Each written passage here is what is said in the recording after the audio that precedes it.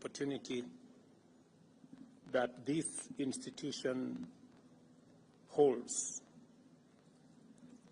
I did make a commitment when I was installed as a patron of this society that my role is going to extend much further than just the title of patron.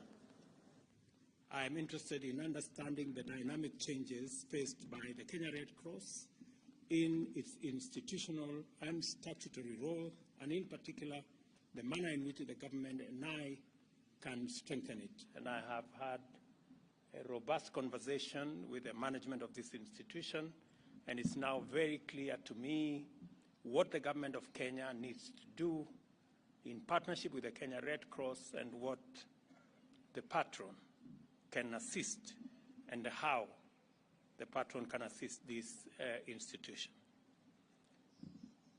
I'm here today because I appreciate the movement's critical role since the earliest years of our republic. When I got the brief of Kenya Red Cross, I was told that it was established on the December 1965, meaning that I share a birthday with the Kenya with the Kenya Red Cross. And I also share your commitment to effective humanitarian intervention and give my undertaking to support the Kenya Red Cross to be even more effective and supportive of society. The Society's humanitarian leadership, especially in disaster risk management, is nothing short of excellent. This has been demonstrated time and time again during various tragedies and crises where human life was in danger or where there was risk of human suffering. On such occasions, the Society, through its nationwide network of thousands of volunteers, has risen to the occasion and served as a beacon of hope and an emblem of both relief and recovery. Most recently, during the dreadful season of fear and uncertainty as the COVID-19 pandemic ravaged the world, the Kenya Red Cross mobilized consistently to ensure that much-needed help reached vulnerable people affected by the lockdowns and the disruption of vital supply chains. As a result, many lives were saved. As an auxiliary to government, the Kenya Red Cross has been tremendous and its contribution excellent. The numbers used to evaluate and describe these contributions are quite impressive, but they hardly do justice to the magnitude of your social impact on a national scale. For instance, the Kenya Red Cross has significantly strengthened community health systems by investing in capacity building through the training of 88,000 community health promoters on universal health coverage and the COVID-19. This was done in collaboration with the Ministry of Health and also directly by facilitating community health service delivery through your own 7,049 promoters in 29 counties. And I want to thank you as an organization for what you are doing to complement what the government of Kenya is doing, especially in disaster management and in matters related to health. In 18 counties, the Society has supported capacity building to enhance community epidemic preparedness, detection, and response. At the same time, it has mobilized 2 million people to receive cholera vaccine in different parts of our country. To support social protection, the Kenya Red Cross has helped in the provision of cash transfers, and I was briefed this morning about that intervention, of more than 1 billion shillings, enabling vulnerable households affected by drought to meet urgent food and nutritional needs. And again, to commend Kenya Red Cross for being a partner to the government of Kenya when we are managing the whole space of drought. In youth empowerment and livelihood enhancement, the Kenya Red Cross has supported close to 4,500 young people to enroll in vocational training and equipped 1,640 with startup kits to enable them to set up their own enterprises. It is clear from these impressive statistics that in diligently performing its role, the Kenya Red Cross Society has not only complemented the government of Kenya most capably, it has also made a major contribution to the foundations of our resilience as a nation. We live in an increasingly precarious era where resilience, along with mitigation and adaptation, has evolved as the primary response to the impacts of climate change. The Kenya Red Cross has demonstrated that these responses are feasible with appropriate mobilization and commitment. This morning, we reflected, consulted, and deliberated with the team here extensively over a broad range of issues of concern which our communities continue to struggle with. We reflected specifically on the looming humanitarian catastrophe arising from extensive environmental destruction and climate change. I am happy with our emphatic consensus that the state of the environment contributes significantly to the well-being of our nation's communities. Changing ecological patterns can exert severe impacts on communities, and climate change is a major driver of devastating national disasters. As we enhance our preparedness and overall capacity to respond effectively to these disasters, the Government of Kenya is explicitly committed to collaborating with all stakeholders in rolling back climate change, principally through the restoration of our national forest cover. The ongoing efforts of the Kenya Red Cross Society to plant more than 5 million trees over the next 5 years is very good news. This initiative supports the government's target to plant 15 billion trees over the next 10 years. My request here, Governor and CEO, is that knowing the excellent performance of Red Cross and your commitment to our nation, especially to mitigating disasters, it is possible for you to enhance this number of trees from 5 to 10 million. I think it is possible. I commend this effort most and welcome other organizations to join the project with more initiatives throughout the country so that we can drive the tree planting effort in the right direction. During our reflections, we agreed that there is great need and a huge opportunity for the Kenya Red Cross, in conjunction with the Government of Kenya, to support local communities in adapting to the impact of climate change.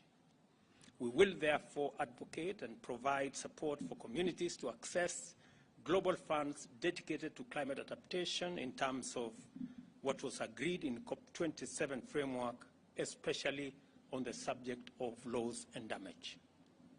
I was particularly impressed that Kenya Red Cross is already aligning its programs and strategy to tap into this new climate funding that will enable us to deal with loss and damage. More than 5.1 million people have been affected by drought, and the Kenya Red Cross continues to perform an admirably responsive and effective service to many Kenyans. Although the rainy season has commenced, many households in the most severely affected areas remain in critical condition. It will take at least a year for these communities to start embarking on the journey to recovery. I hope the society will continue to play its noble role beyond the emergency response phase into post-drought recovery and the building of long-term community resilience. Globally, climate change has increased the frequency and magnitude of extreme climate occurrences. This has placed Kenya on a climate disaster pendulum, which swings between drought and flooding, necessitating a new disaster management framework which focuses on a preventive approach. And I was very happy to listen to Kenya Red Cross make a case for our Kenya Meteorology Department to have additional capacity so that we can be able to predict, we can be able to forecast, and we can be able to prepare in advance for any emergencies that are in the horizon. Such an approach must leverage the progress made in climate science, which has made actionable data more reliable, enabling us to predict, prepare, and respond to disasters much more effectively and way before they actually happen. And Kenya Red Cross has been in the forefront in responding to disasters ahead of many other institutions. The government of Kenya is committed to deploying better and predictable analysis in designing humanitarian response to emergencies. It is highly encouraging that the Kenya Red Cross has invested early warning and early action systems to prepare communities for effective disaster response. These complementary commitments signify our collective readiness for a national multi-agency drought and flood early action protocols, which I have been informed have been taken through simulation sessions. I have committed again to the country, to Kenya Red Cross, that the government of Kenya is going to reconsider the Kenya risk management law that will provide a better framework and will also provide a consistent and legal framework for us to engage in the management of risk and disasters in our country. And we will be forwarding to Parliament in the next 1 month the law so that Parliament can consider and provide a framework for a better prepared nation to engage on matters to do with disasters. I must emphasize that protecting and supporting and mobilizing for the rescue of populations in times of need remain a cardinal principle of the government at all times. This includes providing the necessary resources for humanitarian and development operations, as well as the coordination of external support. To perform this critical function properly, the government of Kenya is committed to linking national development planning with national disaster risk management. In recognition of the need to strengthen the capacity of local institutions, the government of Kenya and the Kenya Red Cross jointly reiterate the call to urgently reconfigure international humanitarian financing mechanisms in favor of national institutions and local capacity, in line with the localization agenda adopted at the World Humanitarian Summit in 2015. I have also committed that as government, we are going to reconsider the decision that was made by the government of Kenya 20 years ago or thereabout, not to provide a budget line for the Kenya Red Cross. And beginning this year, we will reinstate budgetary support by the government of Kenya to the Kenya Red Cross, beginning with Kenya shillings 100 million this year. We will continue to work with the Kenya Red Cross to look at their financial position, the many positive things that they are doing, the training of citizens as volunteers, the training of our human capital, especially in the health space, and the many other positive things that they are doing. I am persuaded that the Kenya Red Cross deserves the support of the Kenya government and the support of the Kenyan people.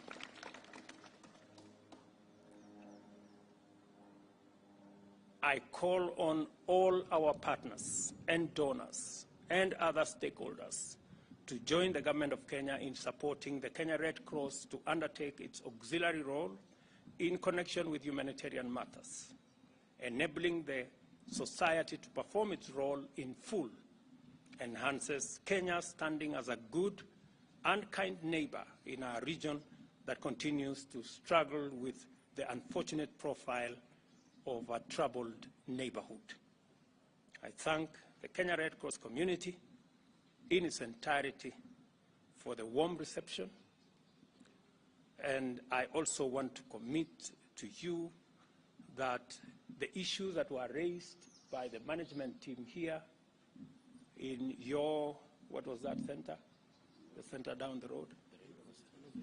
The logistics center that I am told you rent from another government entity, that the government of Kenya is going to transfer that logistics center from that other government agency, the Kenya Wildlife Service, to the Kenya Red Cross as a means of enhancing your capability to be able to do the good job that you are already doing. Let me also say that among the issues that was raised by the management is the issues of fees and levies that are charged by government agencies, that again we are going to prepare a law to be presented to Parliament to exempt Kenya Red Cross from government levies and some taxes, so that being a government agency, even though performing auxiliary functions, I think Kenya Red Cross qualifies as a government agency established by law, and therefore they deserve relief for them to be able to perform their functions appropriately. And there are other things that I have agreed with management. I have agreed that I will take them on board and see how we can work out the scenario for the Kenya Red Cross to get the relevant support so that you can continue the good job that you're doing. I saw what you're doing at for the paramedics in training using the institute that you have. I have told the Minister for Health to see how Kenya Red Cross can partner with Kenya Medical Training Centers to expand the courses on paramedics so that we can better respond to emergencies across the country. I also acknowledge the college, the hospitality college in this institution, that you're training some of our best human capital in collaboration with partners from elsewhere, and that we're going to continue to provide the necessary support for this great institution. On behalf of the people of Kenya and their government, I thank you for the selfless service that you continue to perform for our nation. In particular, I must especially appreciate Kenya Red Cross volunteers countrywide in their thousands for their courageous service and noble sacrifice. I know that there are hundreds of thousands of Kenyans out there volunteering to work with the Kenya Red Cross so that we can save lives, we can reduce situations that make Kenyans suffer. And I truly, truly appreciate the work of the many volunteers that do this for us as a nation and for humanity in general. So nataka niseme asante sana Mheshimiwa Jalash kwa kutukaribisha katika sehemu yako ya wakilishi hapa bungeni, na vile nimesema serikali ya Kenya itafanya kazi pamoja na shirika la Kenya Red Cross kwa yale majukumu ambayo yanaendesha ya kushughulikia hali za dharura katika taifa letu la Kenya. Wamekuwa ni washirika wetu wa karibu, na nimekubaliana na kamati ambayo inasimamia Kenya Red Cross ya kwamba vile ilivyokuwa pale mbeleni, Kenya Red Cross sasa tutakuwa na sehemu ya budget ya serikali ya Kenya ambayo tutasaidia Kenya Red Cross kila mwaka, vile ilivyokuwa pale mbeleni karibu miaka 20 iliyopita. Na nimeuliza wale ambao wanasimamia Kenya Red Cross wasiwe wajeuri ndio tusilete fujo kati yetu, ili tuweze kutambua ile majukumu na kazi nzuri mnayofanya katika kila sehemu ya Kenya.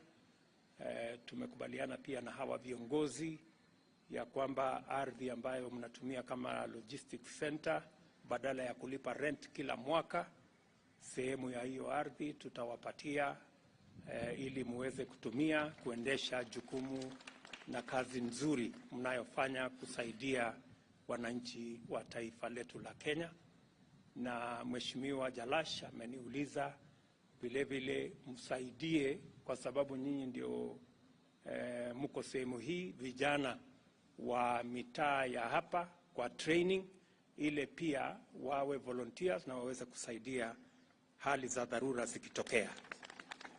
So again, thank you very much for welcoming us to this great institution. I am truly happy that I created time to come here and understand better what Kenya Red Cross is doing. And as patron, I have committed that I will go beyond the title patron and do something for this great institution. So asanteni sana, and may the good Lord bless you. Mbarikiwe sana. Your Excellency, the Red Cross has prepared a gift for you. You can just receive it.